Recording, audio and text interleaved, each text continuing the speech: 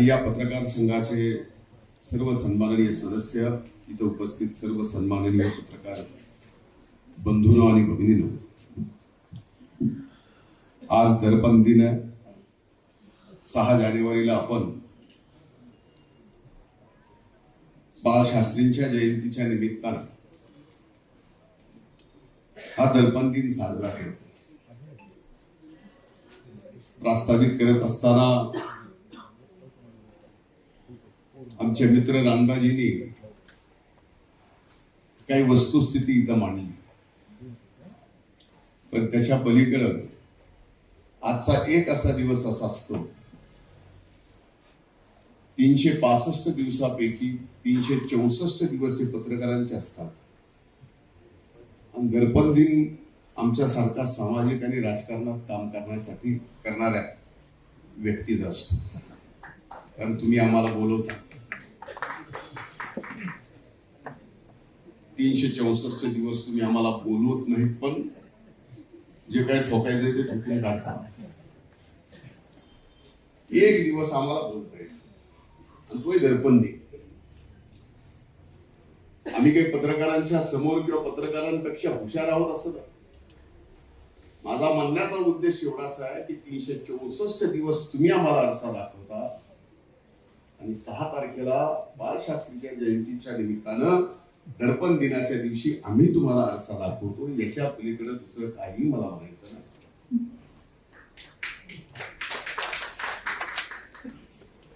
मी अनेक पत्रकार मित्रांच्या लहानाचा मोठा झालेलो आहे. दिल्लीपासून मुंबईपासून अनेक पत्रकार मित्रांच्या सोबत मी राहिलेलो आहे. एक काळ पत्रकारांचा फार वेगळा होता. आता पत्रकारांचा त्या बाबतीतला आता एक घरागणीश एक पत्रकार आहे. आता घरागणीश म्हणण्यापेक्षा मोबाईल हाय त्याच्या गणीस एक पत्रकार, म्हणजे ज्याच्याकडे मोबाईल आहे तो व्यक्त होतो. म्हणजे व्यक्त होण्याची आणि कुठल्याही व्यक्तीला एखादा विषय मांडायचा, मग तो सामाजिक असेल, राजकीय असेल, विदेश नीतीवर असेल, आणखीन कुठल्या गोष्टीवर असेल. अगदी आत्ता धुरंधर पिक्चर आलाय त्याच्यावर सुद्धा व्यक्त व्हायला का पूर्वी वेगळं होतं, फक्त प्रिंट मीडिया होतं. नंतर टेलिव्हिजन आलं, आता तो सोशल मीडिया आला. आणि या सगळ्या परिस्थितीमध्ये आज आपण जे पत्रकार आहोत सर्वच, म्हणजे सर्वच क्षेत्रातले, मी म्हणत नाही की इलेक्ट्रॉनिक मीडिया आला त्याच्यात प्रिंट मीडिया आला, सगळ्यांसमोर हे आव्हान आहे. आणि त्या आव्हान आता कुठं आपल्याला घेऊन जात आहे. बातमी साधी सरळ सोपी असते, पण ती वाचली पाहिजे, कारण त्याचे व्ह्यूअर्स वाढले पाहिजे. त्याच्यासाठी त्याला बोल्ड केलं जातं. त्याच्याशिवाय टीआरपी मिळत नाही. ती गोष्ट केल्याशिवाय जर टीआरपी मिळत नसेल तर आता खरंच बाळशास्त्रींना अभिप्रेत असणारा पत्रकार आणि पत्रकारिता राहिली आहे हा माझ्यासारख्याच्या मनात प्रश्न. आम्ही 364 दिवस चुकलो, तुम्ही 364 दिवस लिहून आम्हाला शिक्षा द्या, मान्य आहे.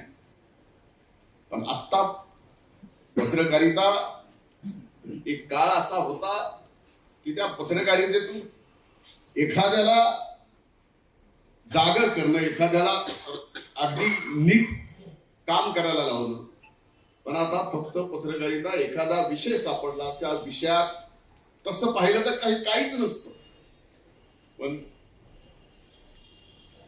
बोल्ड एकदम बातमी आणि त्या बातमीवर लगेच खाली विबस.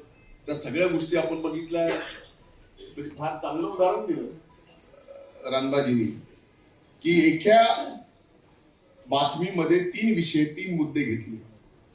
मग ते मुद्दे बस स्टँडचे असतील, ते मुद्दा मेरू पर्वताचा असेल, असे मुद्दे एकत्र घेणं आणि लिहिणं. आता ज्याचा त्याचा भाग आहे की त्याला आता 3 विषय एकातच घ्यायचे असतील तर त्यांनी घेतले. पण मी आपल्याला नक्कीच सांगतो की आपल्या सर्वांच्या समोर फार मोठे आव्हान आहे. म्हणजे प्रिंट मीडिया असो, इलेक्ट्रॉनिक मीडिया असो. इलेक्ट्रॉनिक मीडियाला तर फार मोठे आव्हान आहे. मला माहिती इलेक्ट्रॉनिक मीडियाची एकूणच आर्थिक परिस्थिती सगळ्या चॅनलची कशी चाललेली आहे, मराठी चॅनल्सची. त्यामुळं त्यांना काय लागतं, काय पाहिजे असतं, कशा न्यूज, कसं एखाद्याचं मीडिया ट्रायल, हे सगळं भोगले आहे. म्हणजे चांगलंही भोगलं पत्रकारांनी केलेलं, आणि दोष नसताना आपल्याला भोगावं लागले, त्याच्या बाबतीत माझं काही दुमत नाही. पण आव्हान हे आहे की घराघरामध्ये पत्रकार तयार झालेला आहे. घराघरामध्ये पत्रकार नुसता तयार न झाला, आता तो पॉडकास्ट चालू झाला. आता पॉडकास्ट हे तरी फार पुढे आहे. युट्यूबचे अनेक न्यूज चॅनल चालू झाले. त्याला रजिस्ट्रेशन करायचंय, कोणाला विचारायचं नाही, काय नाही, बातमी काय लिहिलंय तुम्हाला मर्यादा आहे. पत्रकारिता म्हणजे एक असा विषय आहे की पत्रकारितेमध्ये दोन जणांच्या बाबतीमध्ये यांनी याला असं असं सांगितलं, त्याची बातमी होऊ शकते. पण यांनी याला असं सांगितल्याचं मी ऐकलं आणि त्याची बातमी मात्र होत नाही. पण आता ते राहिलेलं आहे. आणि कुणी लिहिलंय, कुणाच्या बाबतीत लिहिलंय ते समजू शकतो. कुणी लिहिलंय, शेवट कुठं होईल बातमीचा, याचा मेळ लागणं कठीण आहे. त्यामुळे माझ्या दृष्टीनं आज पत्रकारितेच्या बाबतीमध्ये पहिला पत्रकारितेमध्ये विचारधारा असायची. आज त्या पत्रकारितेमध्ये विचारधारा आहे काही जणांमध्ये, नक्कीच मान्य करतो. पण बहुसंख्य जणांमध्ये विचारधारा आज राहिलेली नाही. पत्रकारिता ही फक्त टीआरपी साठी, व्ह्यूअर्स साठी. आज खरं सांगा की प्रिंट मीडिया मधले आपले वर्तमानपत्र किती जातात, किती जणांच्या घरी जातात, हे विचार करण्याची गोष्ट आहे. म्हणून मला आज काही जास्त बोलायचं नाही. पण आपल्या समोरची आव्हानं मी तुम्हाला सांगितली आहेत. ही आव्हानं पेलत असताना आपल्याला सुद्धा वेगवेगळ्या पद्धतीनं फार मोठं चांगलं काम करावं लागेल. कारण शेवटी आपण या लोकशाहीचा चौथा स्तंभ आहे.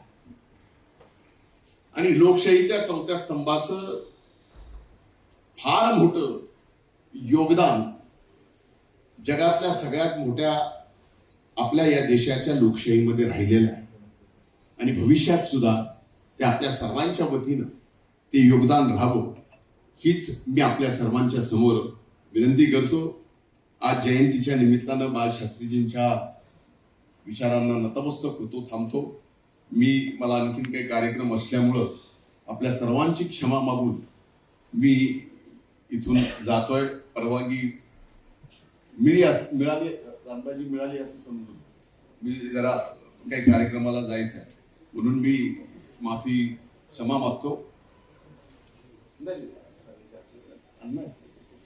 दाभोळकर सर सगळे